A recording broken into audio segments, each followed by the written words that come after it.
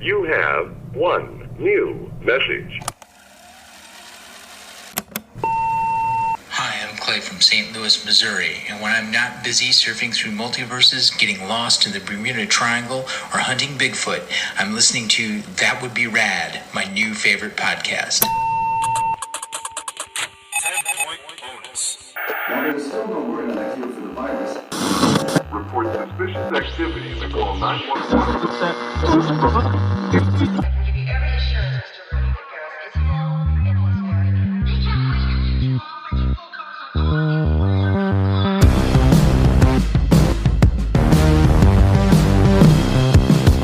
If it was anybody, it's someone must have passed us like 30 seconds ago. It's the UFO. Hey everybody, welcome back to another episode of That Would Be Rad, a podcast that majors in 80s and 90s nostalgia, comic culture, all things paranormal, and minors in retro video games, pre-internet mysteries, and raising our kids to be half as cool as we were back in the 80s. We are your hosts, Woody Brown. And Tyler Bence. This is going to be a special welcome because this episode marks the very first in a short series. In the first, that's a lot of firsts, man. God. You're on a roll. You're on a roll, man. You sound great today. Okay, man, just like crisp. I know that I always say that I'm super excited about whatever the episode is, but there's a couple reasons why I'm excited about today's episode. Number one, today, as you're listening to this, this marks the beginning of the first annual That Would Be Rad October Spooktacular. Yes! So that you know what to expect in the next several weeks, we are basically just dedicating the entire month, every single episode that comes out in October, to how much we love Halloween and spooky. And Because we love Halloween so much. We love all that nostalgia. Growing up, you know, the cold, crisp air, the leaves falling. And we thought if you guys are anything like us, which is basically the reason we started the podcast, then you will enjoy it too. yeah, we want you to be spooked. We want to, share some scary stories and even finally get to telling our own scary experiences that we've had personally in our own lives. Just like Tyler said, the leaves are falling. There might be a man outside your window with a clown mask on. Whatever it is, we're gonna share those stories here, and we're super excited because this is it's just the best time of year. Absolutely. Okay, so that's the first reason why I'm excited about today's show. The second one is, since we decided to have a podcast, this is the legend or story or whatever that I have wanted to do so bad. Ever since I heard this story and kind of dug into it, I was fascinated, terrified, and really wanted to turn this into a Tales from the Time Capsule. Yeah, man. I think that this story is, I've been listening to paranormal podcast and been so into like urban legends and, UFO accounts and Bigfoot and, all these super weird stuff. Read all the books, all that stuff. And this is a story that has eluded my grasp. And I could not believe it whenever I heard it. It's great. It's weird. It's spooky. And I think it's a perfect way to kick off our October Spooktacular. Absolutely. So I don't want to waste another second. Let's go to a quick break. And then when we come back, we're going to hear the story of Sam, the Sandown Ghost Clown. You will know it is time to turn the page when you hear R2-D2 beep like this.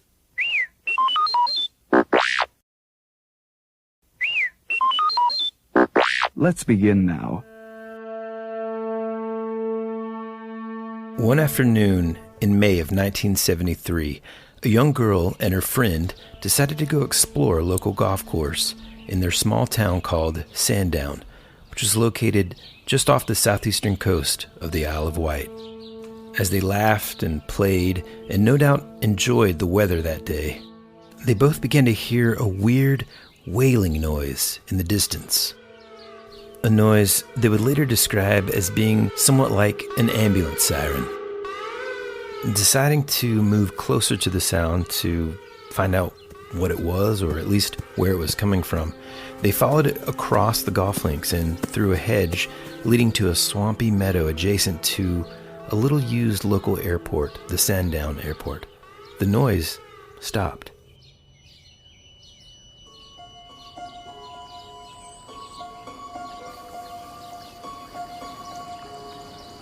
As they began to cross a wooden footbridge over a small narrow brook, a blue-gloved hand appeared from underneath the bridge, and a strange figure emerged.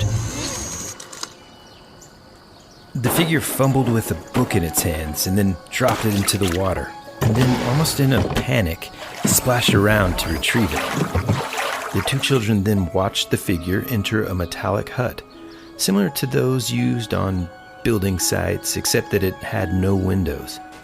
It moved along with a strange, almost artificial hopping motion with its knees raised high.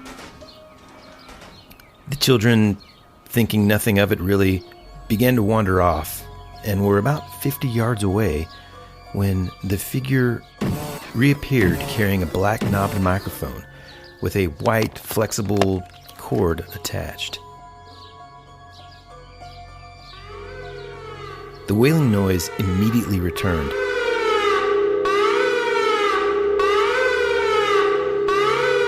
This time being so loud that the young boy was scared and began to run away. The noise stopped, and the figure spoke into the microphone.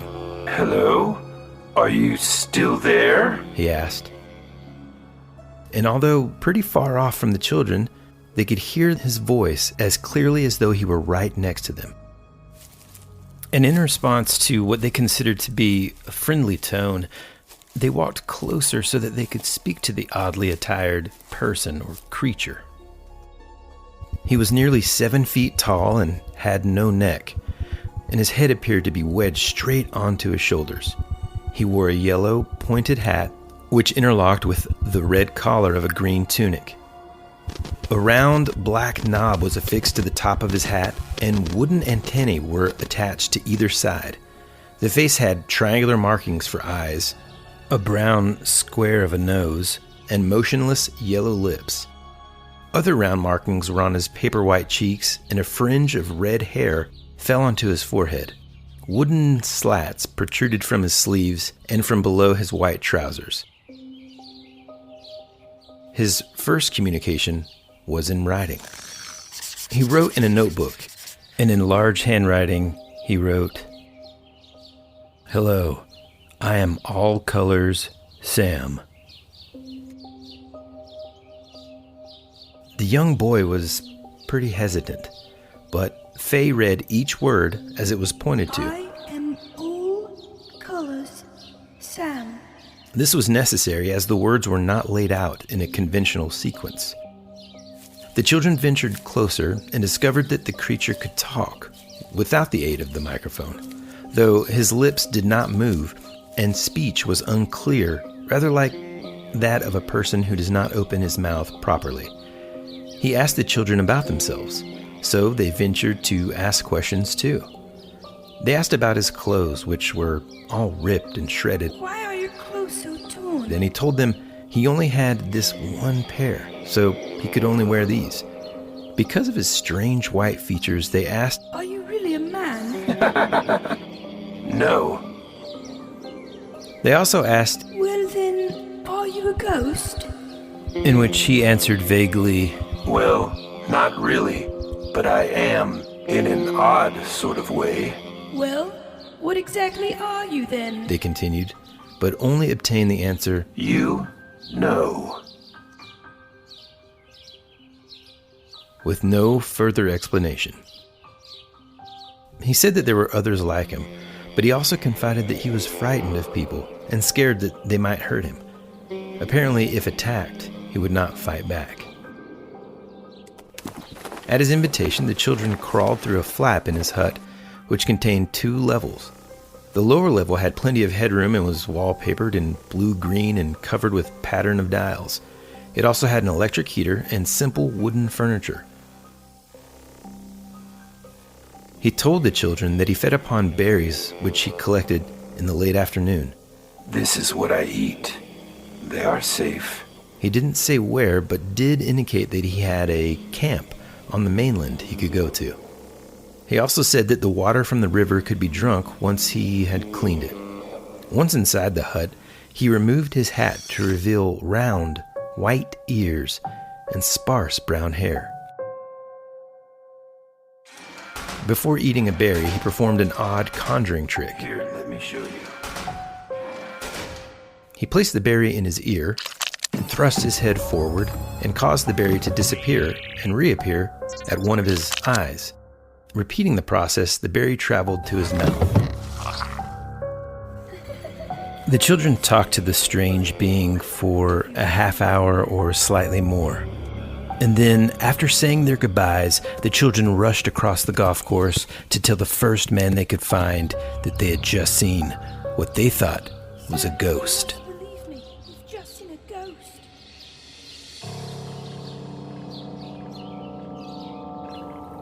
Who was this creature, this Sam?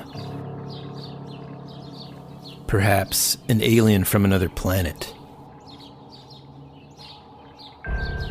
Or a creature from another dimension. Was he a ghost? Or was he a man playing an elaborate prank on two youngsters dressed as a strange robotic clown? Or was he just the creation of a young girl's overactive imagination? And since that day in 1973, there have been no more reports of any sightings of Sam the Sandown ghost clown. Perhaps one day you'll be walking along and you'll hear, Hello?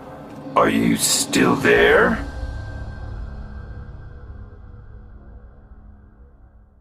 Dude, can we just say for just a quick second that I think anybody listening to this can agree that this story checks a lot of boxes in terms of spookiness. The first being that it has something in it that I think a lot of folks are scared of, and that is a clown.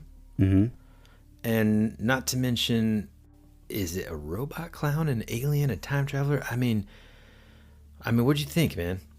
Dude, I don't know. I mean, this is like one of those stories that has like eluded me my whole life until now.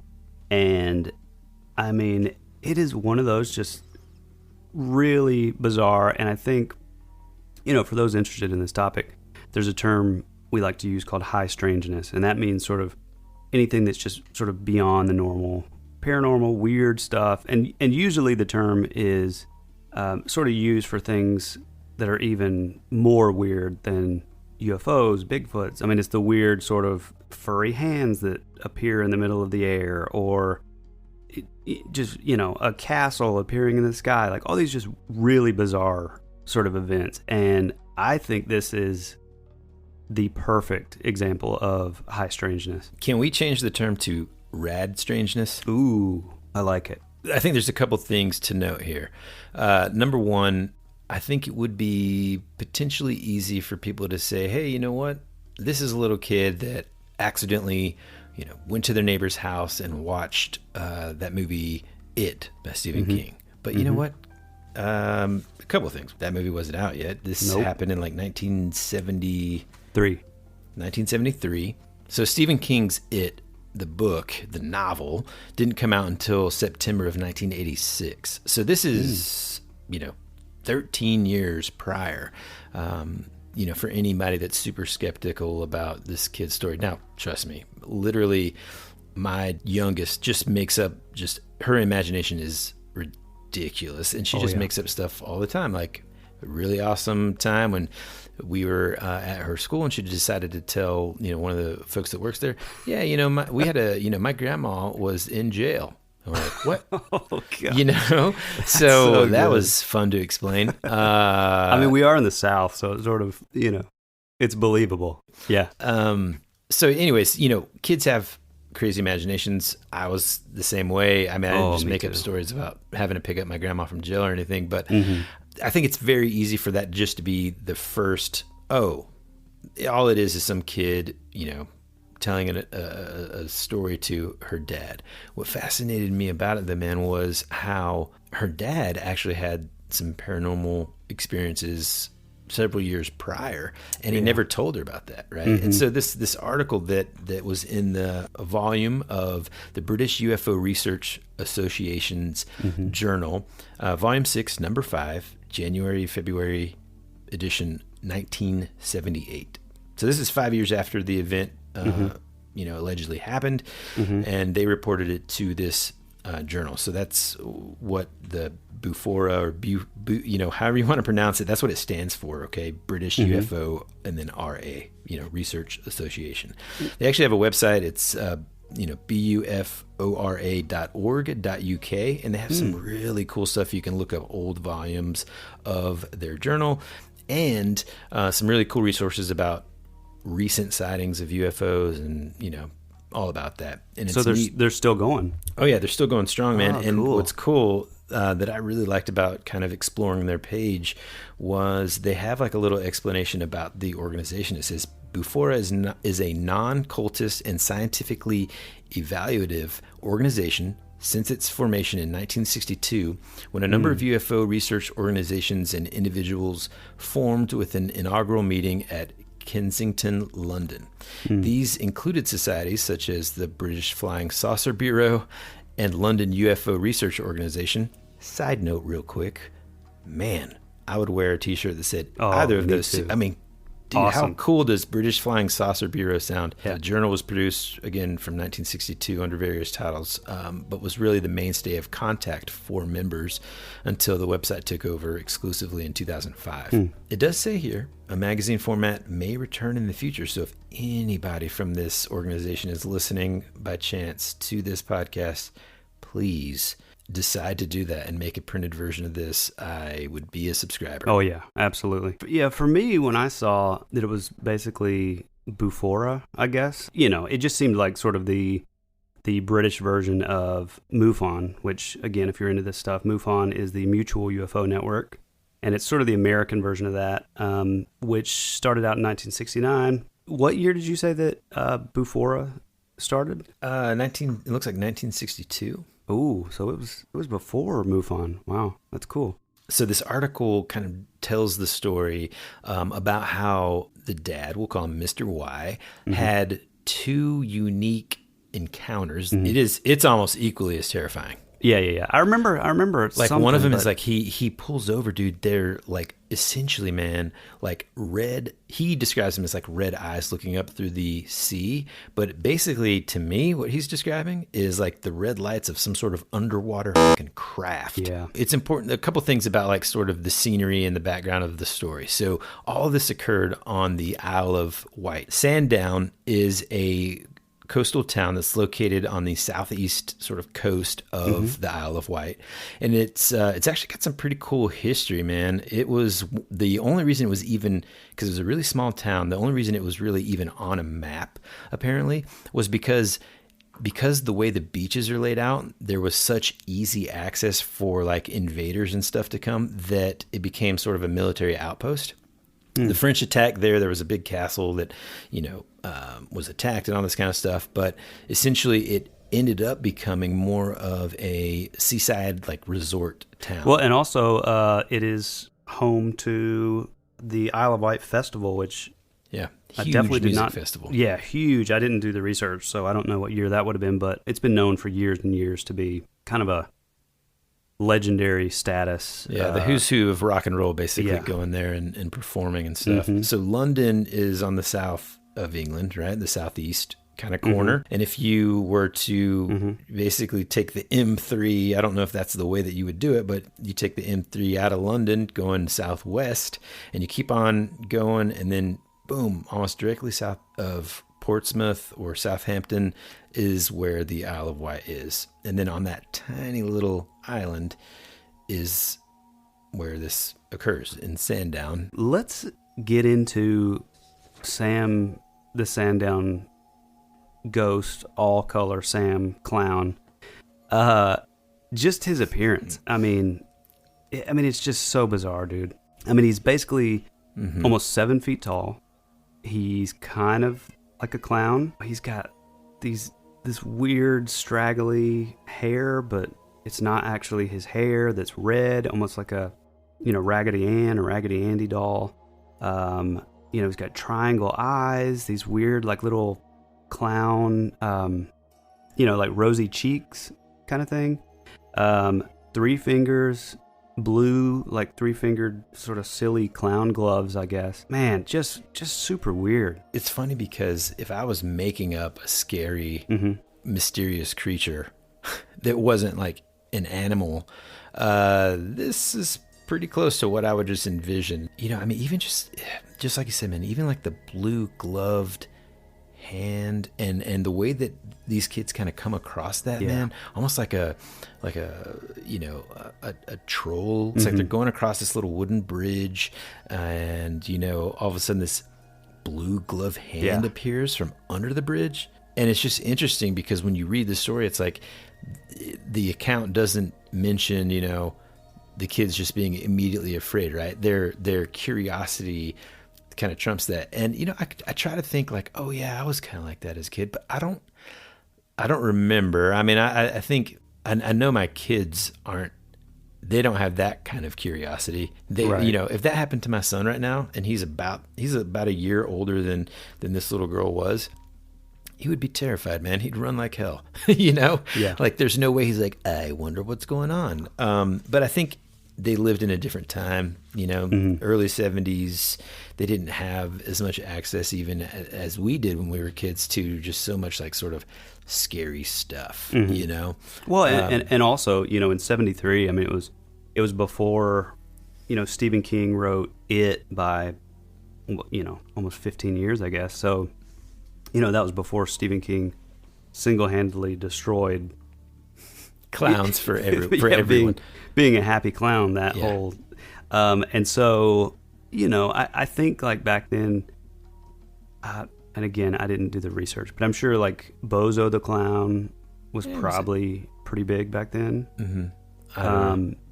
I don't know. Maybe not. Maybe. I'm sure there was like clowns in general and TV shows with clowns and stuff were happening, but they weren't like terrifying. No. They were like really funny, and like everybody loved clowns, and totally different, which is why I think kind of makes you wonder too if Stephen King had read this, because I mean he's a big nerd too. So I mean he used to say that he wouldn't have been into MUFON and Bufora and like ran across the story, and because it's especially akin to It in the sense of with Pennywise, with the way that they run across it. I mean they hear especially this weird the first time, right? Yeah, because exactly in the book.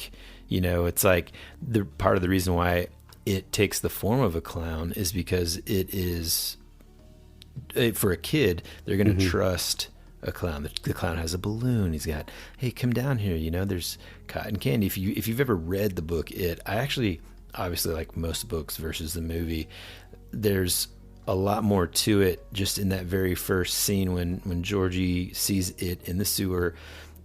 In the book, it talks about how Georgie can like smell the smells of like the circus. He can smell the popcorn popping. He can smell like the hay that's on the ground. He can all the little details. And it's funny, man. I haven't read that book in at the very least. 25 years. But I still remember that vivid image that. So you would have been 30 when you read that. Okay, man. Enough with the old jokes. But dude, it's funny too that he was kind of clownish to them, because one of the first things that they talked about happening was, besides them seeing that blue hand, is that he was kind of like fumbling around with the book, and then it splashed in the water, and he's like, It's almost like that like Buster Keaton or like Charlie Chaplin, like, whoa, I'm crazy. Yeah, like ha, ha, like easy slapstick stuff that clowns do. Yeah, that kind of humor that clowns do, like, I slipped on a thing, or whatever. And for the record, I've never really been afraid of clowns. I just never really liked them. It's hard for me to trust anybody in like makeup. Yeah, or like especially an adult. Yeah, man, especially an adult. And you're like a little kid, and then like the one that I hated the most came to my cousin's birthday party when I was like, I don't know, man, 6 or 7. It was the hobo clown. You know what I'm talking about? Yeah. Even with even like the more fake weird. 5 o'clock shadow, and then like I remember like he did this thing where he's like, oh, and he like pulls out this like, cartoonish, like gigantic, like underwear or something, and it's got like a tire track on it. He's like, "Oh man, this one's got skid marks," and all the kids are like, "Ha ha ha." And just from that day on, man, I was just like, I hate clowns. They're over just 'em. stupid. So it seems like it's doing that type of humor. Like maybe this will lure them in or let their guard down so that I can talk to them. And then on the other hand, it kind of seems like, if I built a robot today, it reminds me of those videos that are on like YouTube and stuff of like the robot dog and how like awkward, or like the robots, like the standing robots that are like holding the box and the guy's like messing with it. And it's like, and it's how like all the movements are kind of like awkward and weird, and like it makes it hilarious. Like, have you ever seen the videos where like the robot tries to kick the soccer ball and completely misses, and then like it just falls backwards? I mean, it's just the funniest thing ever. I kind of imagine that maybe it was like holding up this book or whatever to try to communicate, because I think that might be the one that it uses later to like write down what it's saying. And that's another weird thing. It's like, why would he have a book? It's like if he's this advanced, like, well, I'm not going to get too far into that because I have a whole theory on like what I think it is. But yeah, I think it is interesting that, like, I mean, to me, first they heard a siren, so they followed the sound, kind of like Song of the Siren. It's like luring somebody. So the kids run over to it, and then out from under the bridge, all they see is this blue-gloved, three-fingered clown hand. Good God. It's like, whoa, and drops the book, and obviously to a 7-year-old. And how old was the little boy? I don't remember. I think he was younger. Yeah, or like around the same age, I think. But like it intrigued them enough, to go around and, I mean, just look at this weird entity that's hiding under a bridge, dressed like a clown robot, whatever. Even when I think about a 7-year-old kind of describing something to me to the best of their ability, it's kind of like, and we talked about this not on the podcast, but just in our conversations, ancient encounters with like aliens and stuff, the reports. It's like they're doing the best they can to describe what they just saw or experienced based on whatever their life experience is, right? And so somebody looking at a jet right now would describe that jet a lot differently than someone in like Mesopotamia. Oh yeah. Oh, I mean, don't even get me started on that. I think, even in like Revelation in the Bible, I think they're talking about these giant, wasps, that are coming from the skies. And it's like, are they talking about helicopters? Are they talking about, so I think it's really interesting to look back through, sort of a modern filter at what this thing is. I mean, the thing that's, it's weird because it's really sort of like primitive in a way. I mean, it says it's like head is a perfect sphere. Its skin, paper white. Face seems to have been crudely painted onto the surface of its head. 2 blue triangles, which represent eyes, while a flat brown triangle served for a nose, and its mouth had thin yellow lips shaped like an oval, which did not move at all when it spoke or ate. Its hair hung down beneath its hat in sparse frizzled reddish-brown strands, and 2 wooden antennae stuck out from the sides of its head, while more wooden slat-like antennae extended from its wrist and ankles.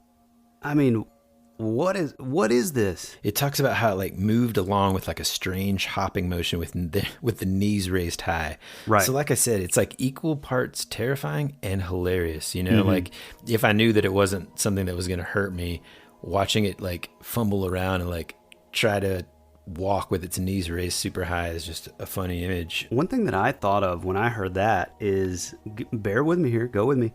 Yeah. I mean, what if gravity didn't affect it the same way as it does us, Man, I didn't even think about that, dude. Yes. So is it doing this weird like hop? Because I think it even says like a slow hop. So, for kids looking at it, it's like, oh, he's just walking funny with his knees high, but maybe gravity doesn't, he doesn't respond to gravity the same way. Yeah, maybe like whoever designed the robot, miscalculated the gravity, the gravitational pull and stuff, and the whole way that it communicated in general was kind of interesting. So, after all that happened, the kids kind of are like, that's kind of weird, because it fumbles with the book. It goes into this like metal shed. The kids are like, okay, well, let's get, whatever, let's just go about our business, skip to Malou or whatever. Mm-hmm. And they're kind of walking around exploring this golf course. And then that's when it starts. It turns that same siren back on. It says that the wailing noise was so loud that time that the boy was scared. In fact, throughout this entire experience, he's kind of the most skittish. He's the one that's the most sort of like, I don't know about this. And the girl is a little less like that. Yeah, Faye is like definitely gets all the points in this. She's the brave one for sure. Yeah, and I mean, again, I couldn't help but kind of laugh when it says, like, the wailing noise immediately returned, this time being so loud that the boy was scared and began to run away. The noise ceased, and Sam spoke into the microphone. So they were like about 50 yards from where this is going on. The siren's so loud. I mean, just imagine, like, witnessing this where this kid is, like, with his friend that's a girl. The siren just goes on. It's so loud, he just makes a break for it, dude. But then they could hear almost like through a microphone, like an amp or a speaker or a PA. That's what I think it is. Yeah. And this creeped me out, dude. And I don't know about you listeners, but hopefully it creeped. If I did my job right, it creeped you out well. All of a sudden they hear, Hello? Are you still there? Yeah. I so mean, weird. my gosh, dude. And that's another thing. Like, it clearly could have seen them. So. Well, maybe so why it had would like a he say limited. that? Maybe it had like limited sight. In other words, maybe that's why it was fumbling with the book. Maybe its vision wasn't tip top. Yeah. And so it's really only seeing like the outlines of figures and stuff like that. So 50 yards away, maybe it's just like, oh man, wait, where did they go? Whenever it reemerges. Also, the fact that it talks about it being like 7 feet tall. Oh yeah. I mean, okay, Terrifying. again. Well, yes, that description is terrifying. But again, put yourself into like a 7-year-old's perspective of the world. I don't know about you, but if you go back and visit the house that you grew up in or see, a place that you just thought was gigantic as a kid, you go back and you're like, golly, man, this is a tiny little place or whatever. You go back and visit your old elementary school. Maybe it just appeared to be 7 feet tall to these kids. Oh, yeah. But I mean, at the same time, maybe their parents are close to 6 feet and they could be like, no, it was taller than you. So maybe that's where that came from. But just like this tall being, just the way, again, you just like the way that the head was and wooden pieces and metal pieces. And well, then it had like a pointed hat with a black wooden knob and an antenna. But then this is terrifying. It was later removed by the being to show its white and apparently balding scalp. Jesus. Scalp. This white and balding scalp. Is British. I mean, that's so scary. So if this thing if it was wearing a mask, which see, that's another thing. That's weird because it took the hat off, this pointy hat, and then it would have left the mask on, or that was its face, which is so weird. Yeah, man. And then, like, again, going back to, okay, so far we've got, this thing communicates in a couple different ways. One, it has this like microphone attachment thing. I kind of, envisioned like a microphone with one of those curly cords plugged into like a Pete speak and Townsend. spill or something. Yeah, like a Pete Townsend, which those cords are, I always thought they were so cool. And like, I think it's plugged into like an amplifier. Yeah, something like that. But for whatever reason, when I first read this, I like envisioned like the equivalent of like a speak and spell type box looking thing. Mm-hmm. Well, the picture shows. I mean, it almost looks like it's plugged into like a guitar pedal, which is just like a little metal box with knobs. And so, what I think that it basically has a microphone of some kind, has a cord running down, and then I think what the quote unquote siren is I think that's just like feedback. Oh yeah. Mm-hmm. Oh god. Which is even weirder. Can't figure it out. It's like, I don't know how far away. Weep, yeah. Exactly. Although it being an intentional sort of wailing sound is so much more terrifying to think about. Oh yeah. Well, okay, so he communicated that way, and then he also had this notebook where he wrote in these large letters, "Hello, and I am all colors Sam." Yeah, no. Terrifying.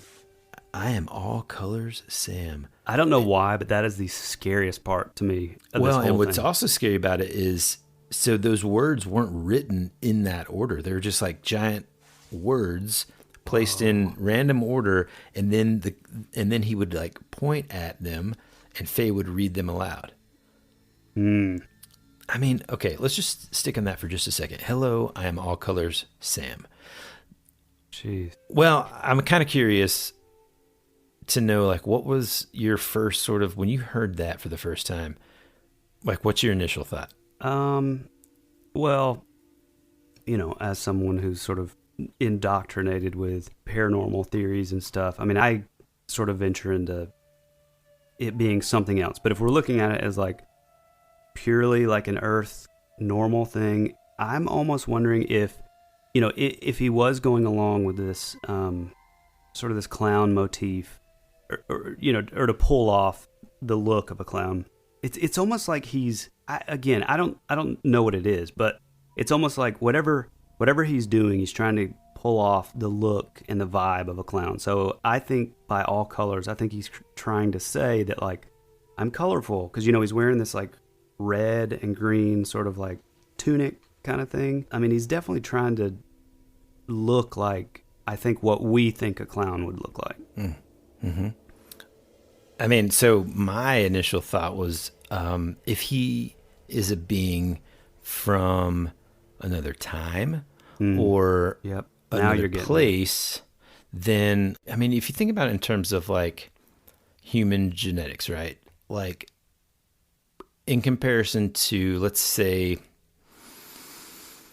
I don't know, 400 years ago, okay? The diversity between human beings genetically 400 years ago was a lot more. In other words, there's a lot more of a difference between us as human beings, you know, with regard to like our genetic makeup. Fast forward like 400 years to now, and it's like we're a lot more genetically similar than we are different now in terms of our genetic material. But a quick disclaimer, this is an oversimplification, and we're not even talking about things such as like all of the different genetic mutations from 400 years ago to now that have occurred within the human race.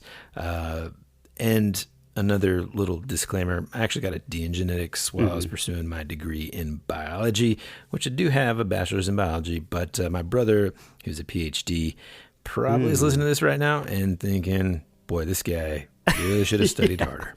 Now, imagine fast forwarding another 400 years, right? And so, I don't know, for some reason, that's just the first thing that hit me. It was like, hi, I'm all color Sam, or hello, I'm all color Sam. The kids are like, okay, I don't really know what that means. So they start to ask it questions. And one of the things that they ask him is, are you really a man? And oh gosh, this is and weird. It like gives such a vague answer. You know, it says no. I mean, they ask, well, are you like a ghost? Because I guess maybe because it's like got white skin and stuff. And then it says like, and then it gives kind of like a vague reply, and it says, well, not really, but I am in an odd sort of way. Right. What in the heck? And it doesn't even stop there, dude. The last question basically that they ask is, well, what are you then? And this dang thing says, you know.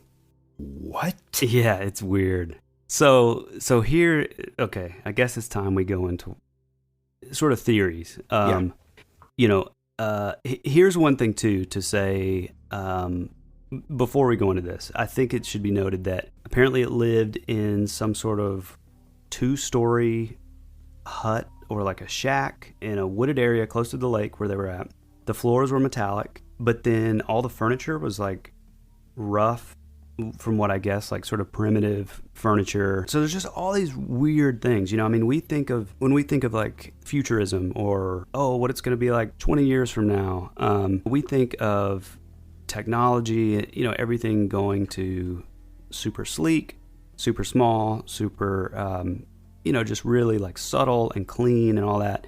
Whereas somebody 50 years ago looked at it and we're going to have space cars and we're going to have, you know, this is where I think all of the sort of the wooden aspect of him. I mean, he had all these like antennas sticking out that were made of wood. He had like a wooden dial on top of his hat. I think my theory on this is it sort of goes along with like the interdimensional hypothesis, where it's like an ultra terrestrial, to quote Jacques Vallée, who's like a famous extraterrestrial writer. He sort of coined that phrase in the 60s. But it's almost like I think it's easy for people just getting into the paranormal to go to, oh, well, it's an alien and it's come from like another planet from somewhere else and now it's here. Whereas Jacques Vallée and the interdimensional hypothesis was, and again, I think this is cool because he came up with this in the 60s, but now physicists of today are kind of basically sort of coming to the same place and saying that, like, maybe the next dimension, 5 feet to my right is where this thing lives, and maybe sort of in, it's sort of like a multiverse kind of thing, and maybe in their reality or their, history, they didn't come upon, metals or like blacksmithing until much later. So like wood was part of a thing, and so I think it's like an what's called an ultra terrestrial, and I think that either somehow it has the capability and maybe it knew how to sort of jump over to this reality, or and you and I have talked at length about this. I sort of think that if you look at it like, okay, there's like a veil beside of us, and so maybe because they're kids, they're able to see it. Because I think that was another thing. It's like you look at this, and it's like a 2-story shack that these kids sat in. They sit and it says they talk to him for like 30 minutes, but then they see 2 workers like walk right beside it, like they didn't even see it. So maybe was it because they were kids? They say babies, and you and I have sort of stories with this, but like, we both believe that kids are sort of able to see a little more, just like dogs and cats and stuff. Maybe and they people see like that are like more sensitive. Deathbed or and so were these 2 workers that were walking by, were they just not able to see it, or was Sam the Sandown clown, was he just allowing just the 2 kids to see him? So it could be like a lot of things, but I really do think that's why it just cannot be defined as, okay, either it's an extraterrestrial and it's like from space and it's from a UFO, or it's like some sort of cryptid. There's just too many weird things to sort of suggest that, like, either it's just from the future or it's some kind of being from our world. Like it's just so far beyond any sort of rational thinking. And I think that's what makes it so brilliant. I like to look at things through. I like to try to put myself in the place of these witnesses of these cases back then.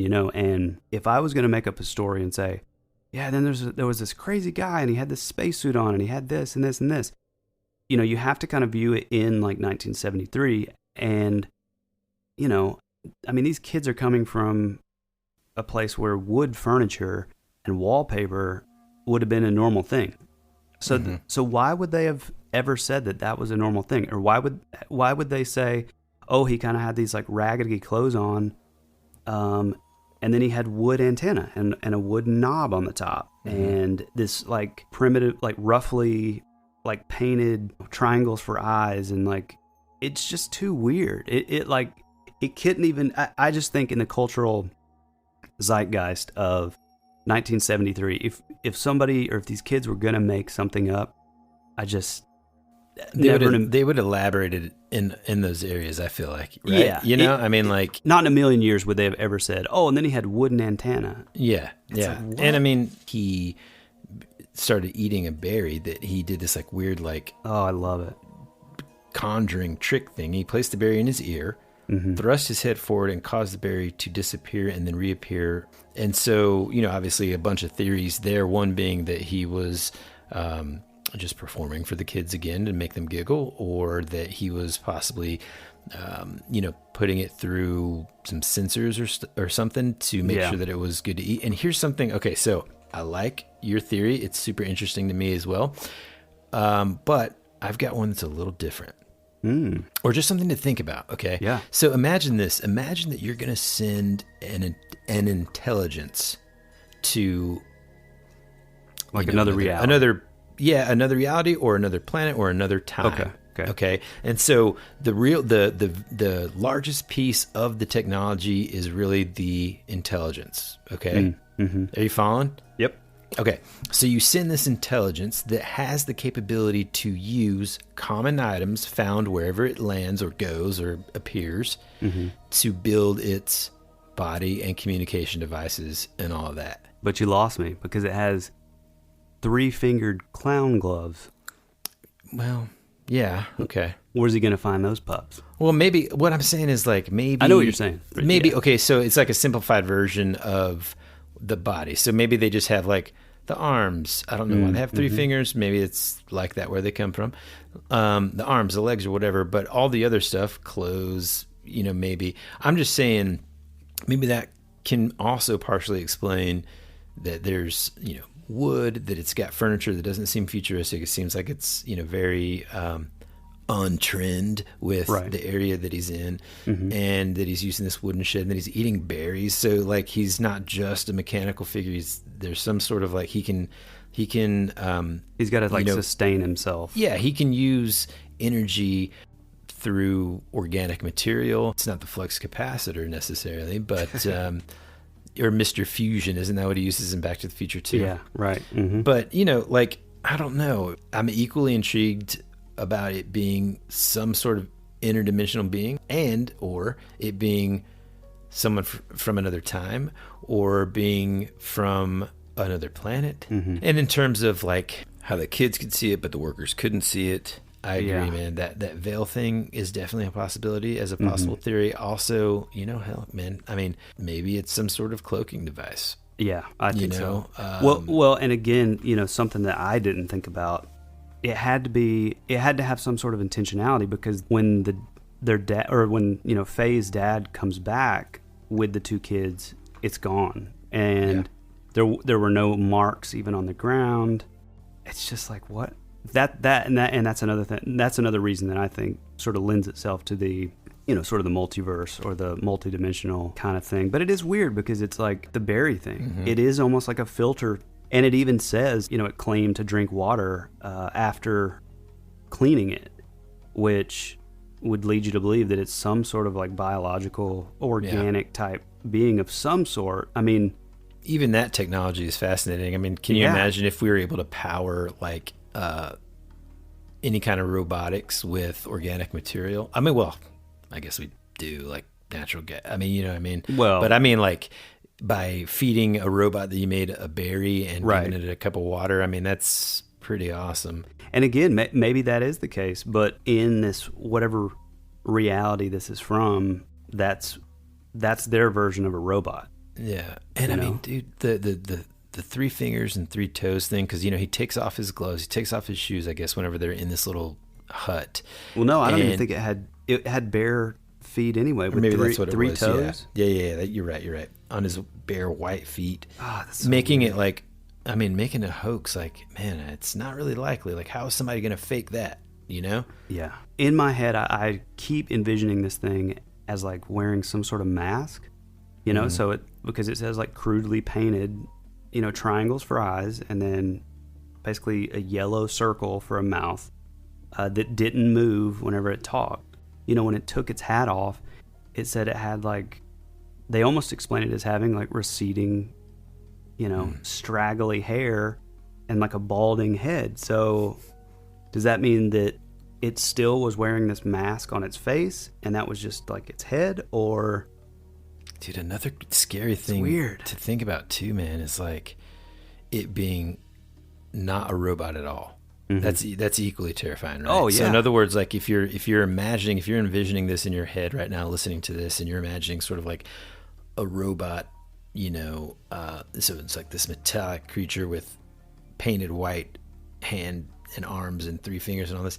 But imagine if that's like flesh, right? And so then you've got this like weird metallic helmet mask thing, and then fleshy, and just like this combination of well, and round organic ears and too. inorganic material. Yeah, the round ears.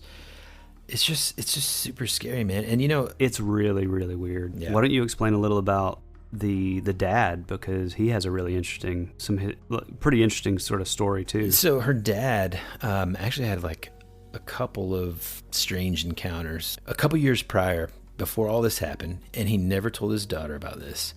like one late evening, he was driving from a town called Shanklin. Essentially, just imagine, a coastal highway from one town to the next. So he's just like on the coast, driving from one small town to the next to visit one of his friends.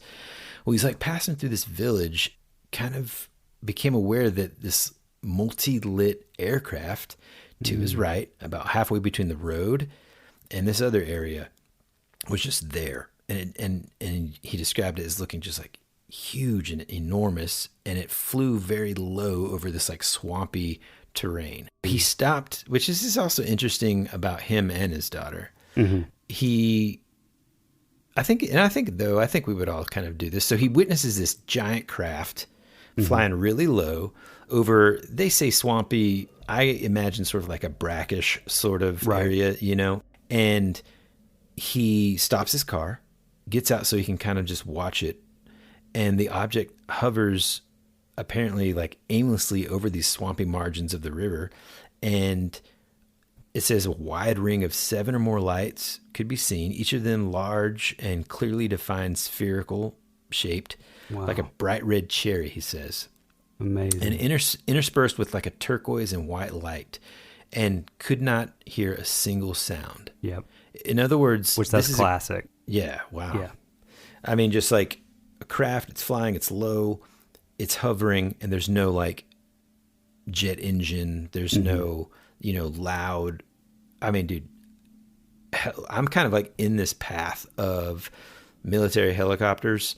My house where I live, and I mean, my house shakes when a helicopter goes above, right? So you just imagine this giant craft is not making any sound. And once he gets back in his car and keeps driving, and the object started basically flying parallel to his vehicle.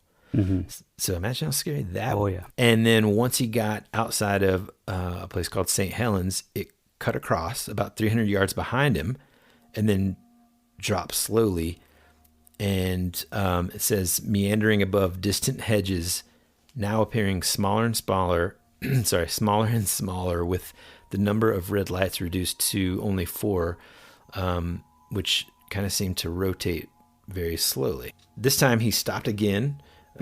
So this time he stopped, took out a flashlight, which the British called a torch. So if you do read this article, you'll see it. It says, used his torch to signal for like 10 minutes, it says, during which time the object weaved backwards and forwards without kind of settling in one spot.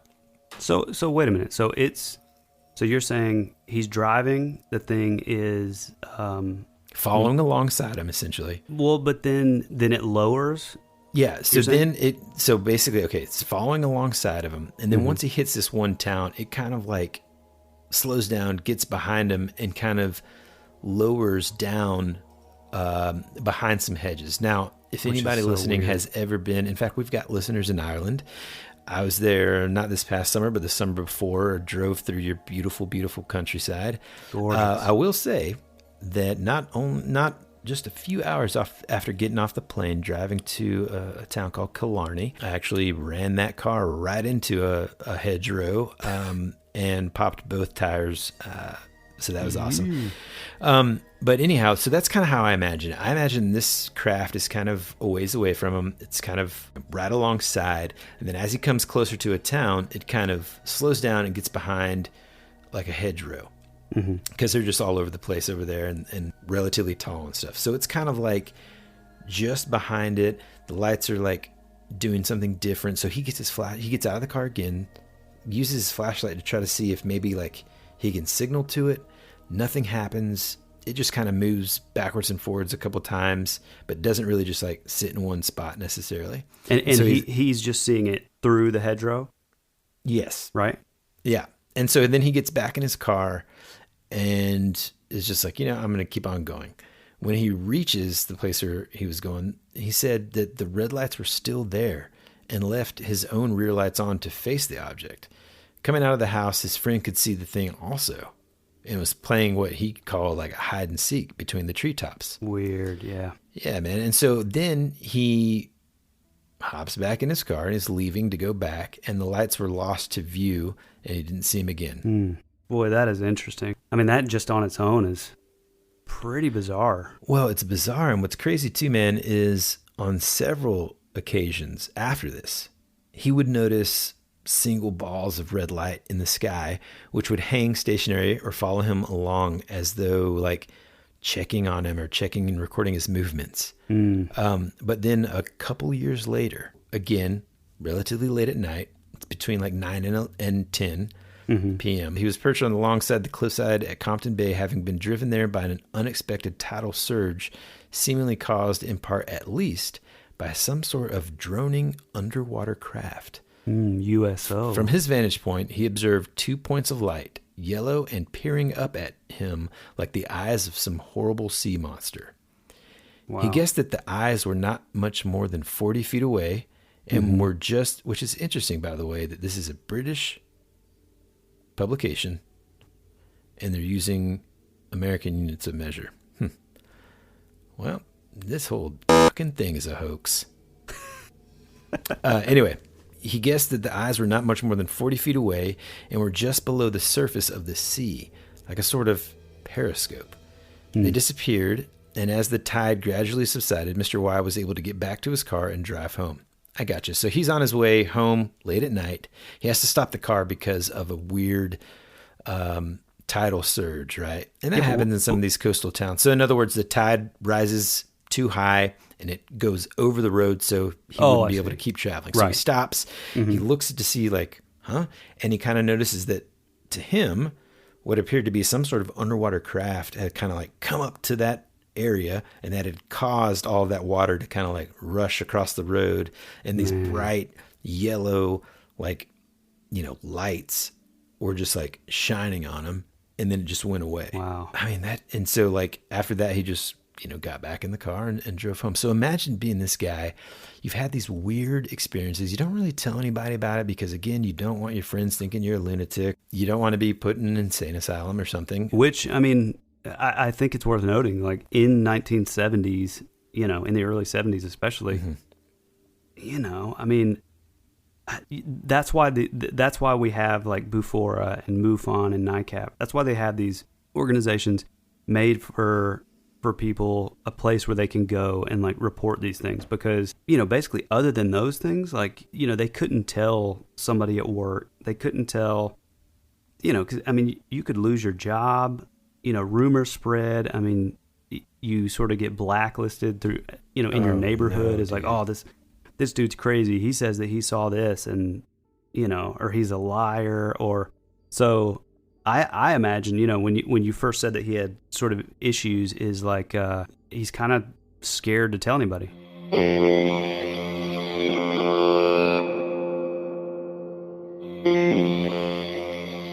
Well, my power just went out, but we're going to keep on going. We're going to figure this out. Luckily, I've got a little bit of battery life left on this computer, and we'll just rock on until it dies, friend. Nice. I mean, that I don't think they want us to keep talking about this. That's true. Was it Sam the Sandown clown that just shut the power off? I mean, dude, that was very weird. Men in Black? Oh my gosh, man. Anyway, I think you were talking about how that's the reason why these publications existed in the first place. I think where you were going with that was essentially, look, man, if something weird happens to you, you probably don't want to tell a lot of people because people are going to think you're crazy, especially if it's something like this extreme. And in the 70s, a lot of people, typical, just normal, everyday person, doesn't really, if something bizarre happens to them, I think in a lot of ways, they're afraid to tell people. Well, and he was probably, looking out for his family and his kids, because not only is he probably going to lose his job and be, listed as a lunatic and like, oh, he's crazy, or he's a con man and he's lying. Yeah. That rumor goes around, and basically it, your kids are blacklisted as well. That affects the whole family for sure. And then, so imagine, okay, so this guy has these experiences, doesn't really tell anybody. And then 3 years later, after playing a round of golf, your daughter runs up to you and says, hey, this just happened. I mean, you're kind of like, holy cow, are these the people that have been following me around this whole time? Right. Well, and this, I'm glad you said that, because there's a thing called abductee phenomenon, which is where, people say that they've been abducted, or, they were visited by what they believe as aliens and grays and all this stuff.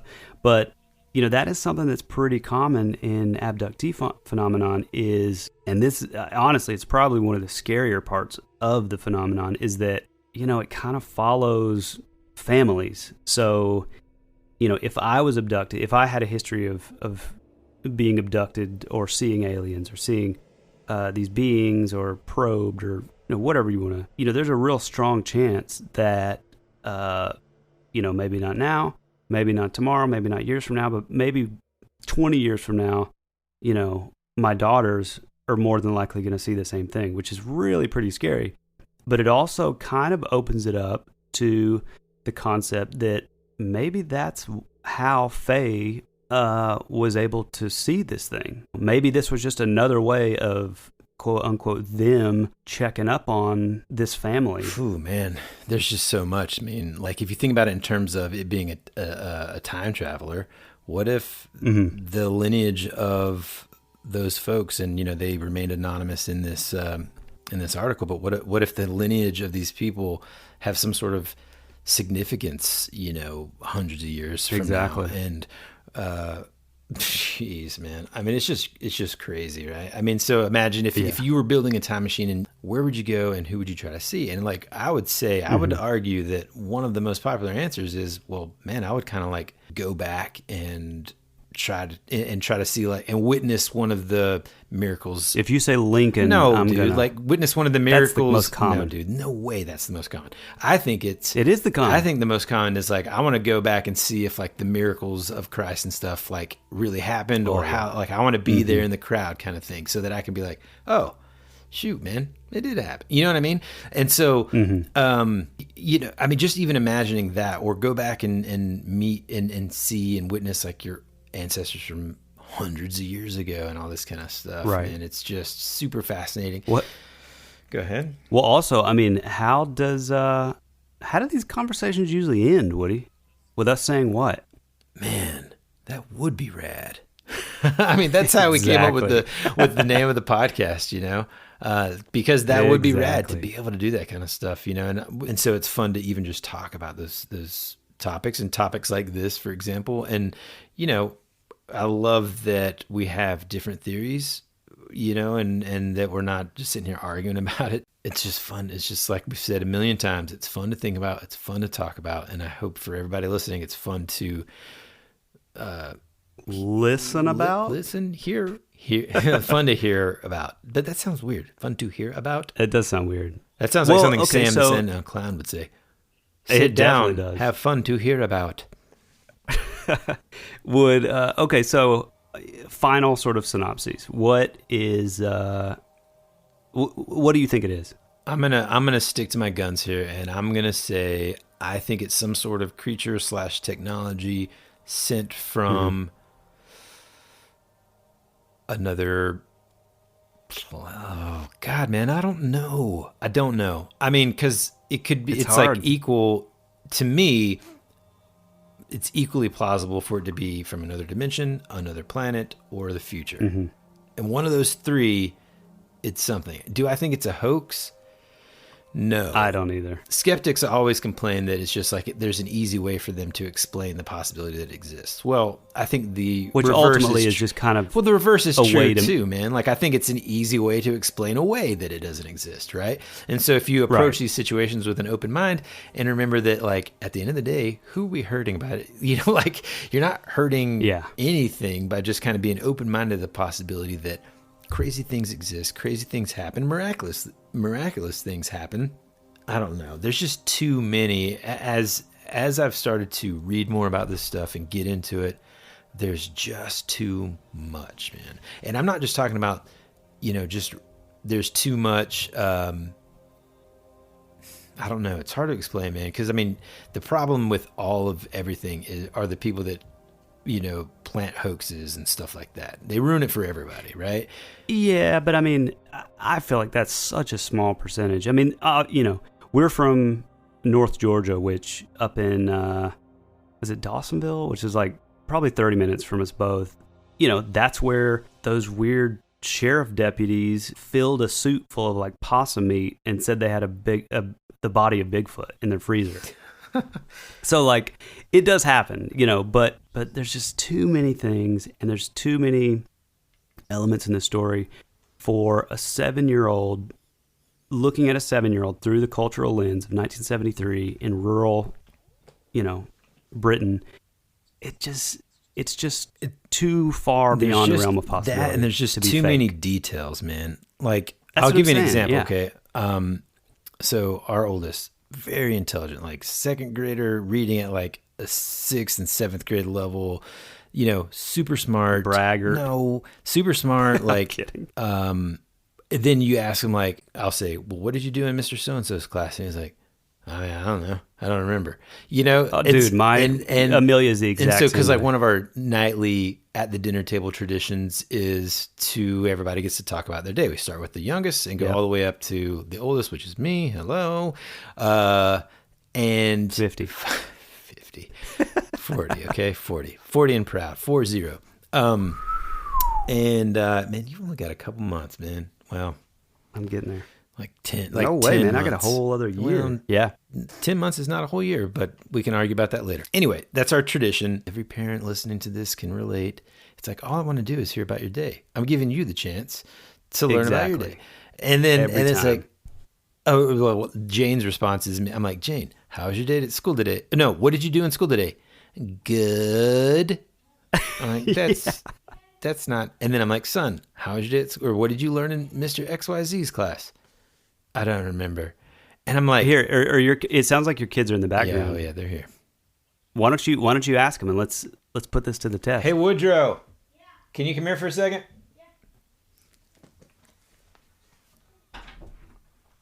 I'm recording. Just FYI, yeah, the power's out. What did you do in class today?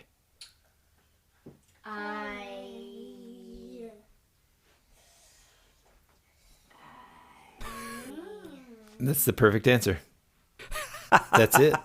Thank you. Love you guys. I'll come downstairs later, but be quiet. Be quiet up here, okay? Close the door behind you. Love you. Be careful to going down the stairs with the flashlight.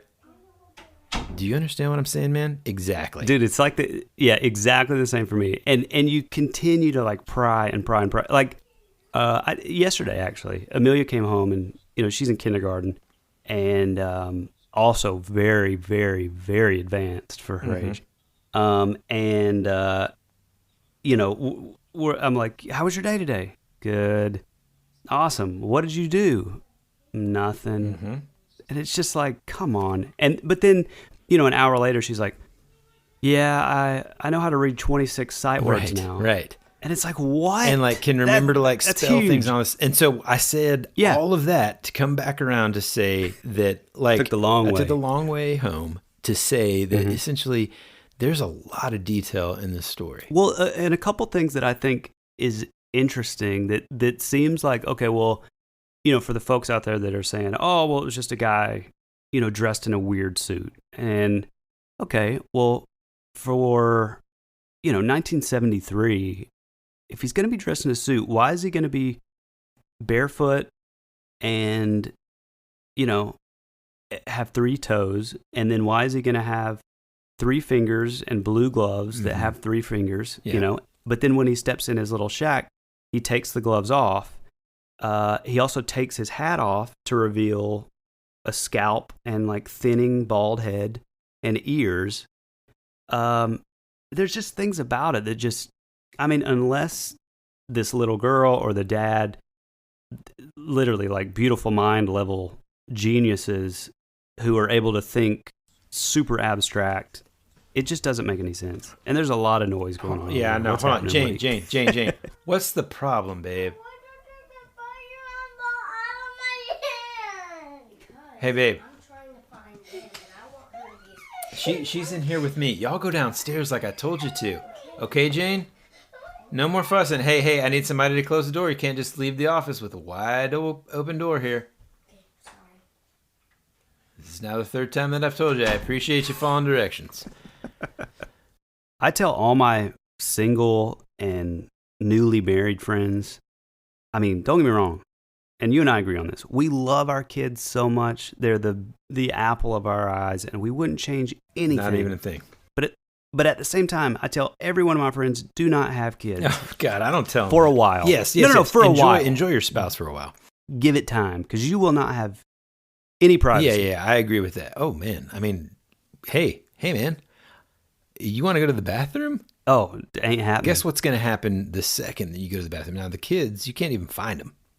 If you needed to find exactly. them, if this was an emergency, if Sam the Sandown Clown was trying to break through your window and you knew, I got to get my wife and kids out of here, you could find your wife. Who knows where the kids are? But the second that you go to the bathroom, that door is going to get a knock on it. It's doom, doom, doom, doom. Dad, dad, dad, dad. You know?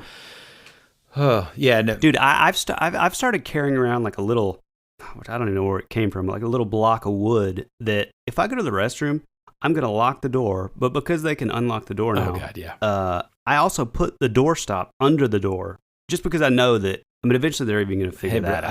I escaped to the guest bathroom downstairs in the, in our basement.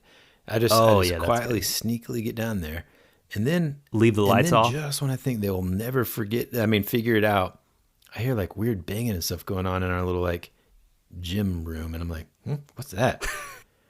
And I go in there, and they're like on top of the treadmill. Woodrow's like on the like elliptical machine, just being like on just one of the foot areas, just swinging around, just wow, wow, wow. I'm like, hey guys, this stuff is dangerous. Probably not going to make the cut. Probably not going to make the cut. So you believe that it's from another planet? Well, I don't know, dude. I time? can't. I know, like, you want a definitive answer. I can't give one. I mean, I can't either. I'm almost 100% positive that it's some sort of multi-dimension thing. Yeah, and let's simplify it. Do you believe that it really happened or it was a hoax? I 100% believe it happened. Mm-hmm, me too. And I know a lot of people are going to look down on that as like, oh, they'll believe, they're true believers. They'll believe anything. But there's just too many things. Well, and as they get to listen, they'll know I don't believe in everything. Can't wait until we talk about the Mandela effect. Oh, the Mandela effect is one. Now, the Mandela effect is 100%, I believe, every bit of it. Mm-hmm. Every bit of it. I think we freaked people out with this one. I hope that it was a nice inaugural episode for the first annual October Spooktacular. And I hope, everybody listening, I hope you're getting into the mood, starting to watch scary movies and reading spooky books and just getting ready for this Halloween. Yeah, man, we already have decorations out. My wife, Courtney, is a little hesitant still about putting them on the outside.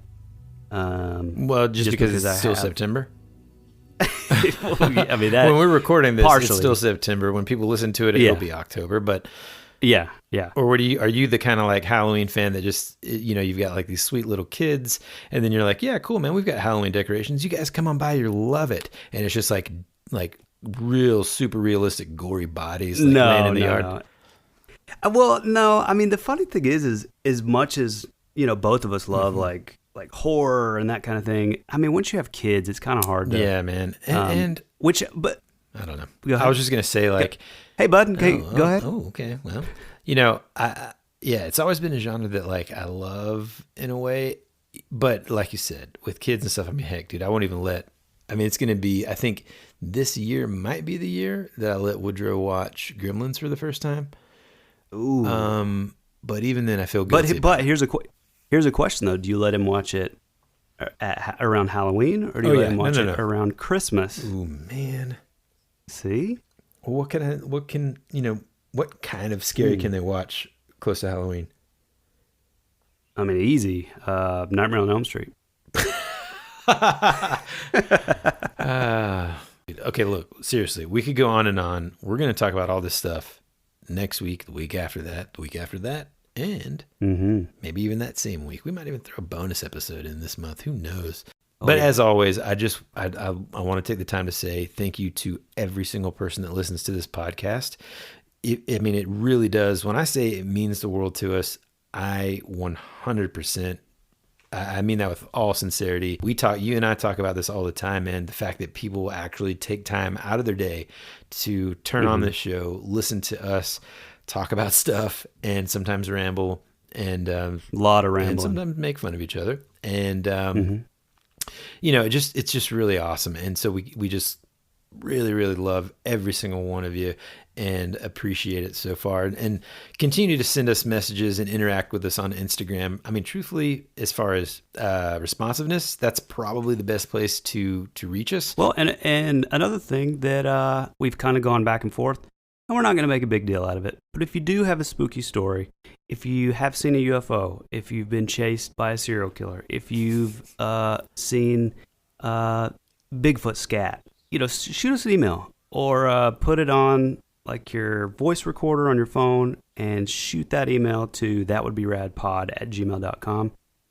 Who knows? Maybe we'll play it, maybe not.